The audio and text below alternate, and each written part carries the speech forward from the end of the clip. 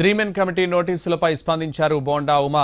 వివరణలు అడగడం మొదలు పెడితే సగం మంది కాపు నేతల నుంచి వివరణ తీసుకోవాలని అన్నారు ఆయన.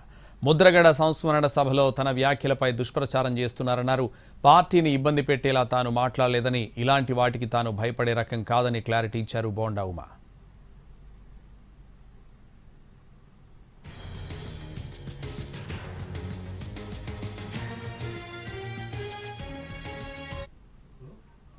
దీనికి సంబంధించి మరింత సమాచారం బోండా ఉమాతో విజయవాడ నుంచి మా ప్రతినిధి శ్రీకాంత్ ఫేస్ టు ఫేస్.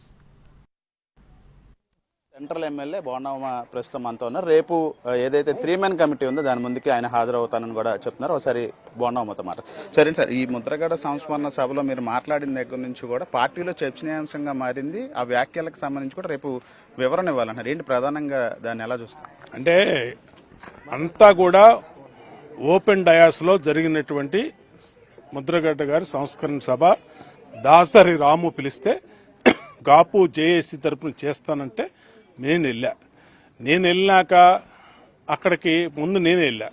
తర్వాత అంబటి రాంబాబు గారు వచ్చి ఆయనకి మాకు ఇవాళ కాదు, వంగవీడి మోహన్ రంగ గారు కాడి నుంచి వాళ్ళ పార్టీలు వేరేనా, ఆయన కాంగ్రెస్ పార్టీలో 1989లో ఎమ్మెల్యేగా అయినప్పటి నుంచి మాకు పరిచయాలు ఉన్నాయి. అంతకుముందు నుంచి కూడా రంగాగారి ఆర్గనైజేషన్లో పనిచేసినాడు ఆయన కూడా. కాబట్టి మేమందరం ఆ రోజు వచ్చాడు. ఆయన నన్ను పలకరించినప్పుడు నమస్కారానికి నమస్కారం సంస్కారం కాబట్టే మాట్లాడాం. అదన్నా నా పక్కన కూర్చున్నాడు. ఏం శ్రేయాభిలాషలు ఓపెన్ డయాస్లోనే కూర్చున్నాం తప్పితే మేమిద్దరం వెళ్ళి ముసుగేసుకొని ఏం మాట్లాడుకోవాలా, లేదంటే మేము వెళ్ళి పార్టీ ఆఫీస్ వైసీపీ పార్టీ ఆఫీస్లో కూర్చొని మాట్లాడాలి. ఓపెన్ డయాస్లో అక్కడ జనసేన వాళ్ళు ఉన్నారు, టీడీపీ వాళ్ళు ఉన్నారు, వైసీపీ వాళ్ళు ఉన్నారు, బీజేపీ వాళ్ళు ఉన్నారు, అందరూ ఉన్నారు. కాబట్టి అది పార్టీలకు అతీతంగా కాపులు ముద్రగడ్డ పద్మనాభం గారికి సంస్కరణ సభ పెట్టినప్పుడు నన్ను పిలిచారు, నేను వెళ్ళి అంతవరకు. వేదిక పంచుకున్నారనే అంశం చెప్తున్నప్పుడు కూడా మీరు 2019లో ఓటమికి కారణం ముద్రగడ్డను పట్టించుకోకపోవడం అనేది ప్రధానంగా ప్రస్తావిస్తున్నారు. ట్రోలింగ్ కూడా దాని మీద జరుగుతాం. అంటే ఆ రోజు జరిగిన సంఘటనలు నేను చెప్పా. ఆయన రాసిన లేఖలు, ఆయన చేసిన తుని ఉద్యమం, ఆయన తర్వాత కంచాలు కొట్టి ఏ విధంగా కాపులకు పిలుపునిచ్చాడు, ఏ విధంగా శాంతియుతంగా ఆయన ఇళ్లలోనే కూర్చొని నిరసన దీక్షలు చేపట్టమన్నాడు, ఇవన్నీ వాస్తవం. మీ మీడియాలో వచ్చినాయి, మీ మీడియాలో క్లిప్పింగ్స్ ఉంటాయి, కాళ్ళు చెక్ చేసుకోండి. నేను అన్నది ఏమన్నా కరెక్టా కాదా, దాని తర్వాత ఓడిపోయిన మాట వాస్తవమా కాదా చూసుకోండి ఒకసారి. నేను ఏదన్నా ఉన్నది ఉన్నట్టే చెప్పా. అది నచ్చినా నచ్చకపోయినా వాస్తవంగా ఒప్పుకోవాలి. ఆ రోజు అది జరిగింది. దాన్ని ఇంకొకళ్ళు దాన్ని ఏదో ట్రోల్ చేసి లేదా ఇంకోటి చేసి ఇంకొక పెడద్దరాలు తీస్తే ఎవడో ఏం చేయలేడు. దీనికి ఉన్నది ఉన్నట్టుగా జరిగినట్టుగానే నేను చెప్పా. నేను చెప్పిన దాంట్లో అన్ని వాస్తవాలు. రాష్ట్ర వ్యాప్తంగా అన్ని జిల్లాల్లో కూడా ముద్రగడ సంస్మరణ సభలు జరుగుతున్నాయి, అన్ని పార్టీలు వస్తున్నారు. కానీ మీరు వెళ్ళిన దాన్నే ఇప్పుడు వివరణ అడగటం, మీ మీద ట్రోలింగ్ చేయటం అంటే ఏంటి, వేరే కారణాలు ఉన్నాయా? అవన్నీ నాకు తెలిసి ఏం ఉండవు. అని దుష్టశక్తులు అనేక చోట్ల ఉంటాయి, అనేక చోట్ల ఉంటాయి దుష్టశక్తులు. ఆ దుష్టశక్తులు అనేక పెడర్థాలు తీసి పెడతా ఉంటారు. దానికి బెదిరిపోయే బోర్డు కాదు బోండా ఉమా.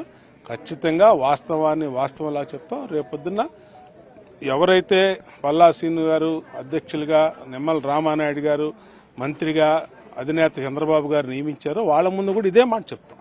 ఎందుకంటే ఇదంతా సీక్రెట్గా ప్రైవేటు కార్యక్రమాల్లో ఏం జరగల.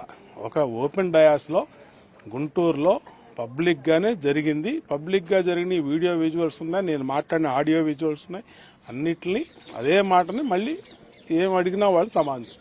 విజయవాడలో కాపుల సమావేశం పెట్టడానికి ఒకవైపున బోండా ఉమా అందరితో సంప్రదింపులు చేస్తున్న వల్ల బోండా ఉమాని పిలిచి వివరణ అడగటం, ముద్రగడ కాపు వర్గానికి చెందిన ముద్రగడ సంస్మరణ సభలో చేసిన వ్యాఖ్యల మీద కానీ వేదిక పంచుకోవటానికి కూడా పార్టీ అధిష్టానం సీరియస్గా ఉందనే దాన్ని ఎట్లా చూస్తారు? అంటే ఏ సీరియస్గా ఇవన్నీ ఉట్టి మాటలండి. ఇవన్నీ కూడా కొన్ని దుష్ట శక్తులు సృష్టిస్తున్నటువంటి వార్తలు.